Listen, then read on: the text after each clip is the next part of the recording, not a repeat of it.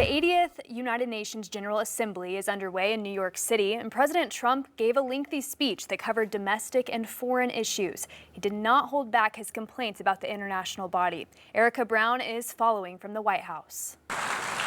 In his address to the UN General Assembly Tuesday, President Trump declared the U.S. is in a golden age. Under my leadership, energy costs are down, gasoline prices are down, grocery prices are down, mortgage rates are down, and inflation has been defeated.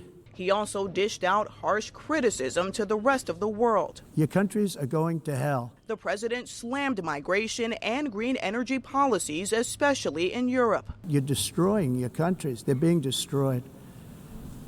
Europe is in serious trouble. During his nearly hour-long speech, President Trump said the United Nations was not living up to its potential and railed against its failure to end wars. What is the purpose of the United Nations? For the most part, at least for now, all they seem to do is write a really strongly worded letter and then never follow that letter up. It's empty words, and empty words don't solve war. On the sidelines, Trump met with Ukrainian President Volodymyr Zelensky as the war with Russia rages on. Ukraine, I tell you, they are good fighters.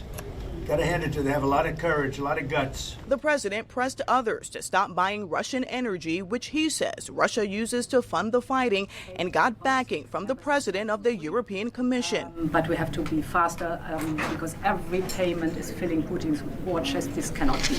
When asked, President Trump also said NATO member countries should shoot down Russian aircraft that enter their airspace. Erica Brown, CBS News, the White House.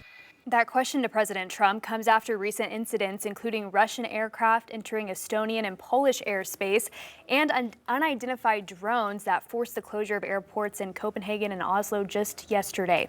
Well, the medical community is responding to the White House announcement linking the use of acetaminophen with autism. It's sparking some confusion and pushback following the Trump administration's warning about taking acetaminophen while pregnant.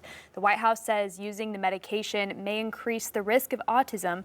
While the administration pointed to some studies that suggest a possible link, doctors say the announcement doesn't reflect the full body of scientific evidence, and they warn about the risks of not treating fever or other illnesses. Risks of having a fever unmitigated, untreated during either pregnancy or early childhood are much stronger than any hypothetical link that was shown in a couple of studies. As part of this week's announcement, the FDA plans to update the safety label on acetaminophen to reflect the new warning. At the same time, HHS Secretary Robert F. Kennedy Jr. acknowledges autism research is ongoing.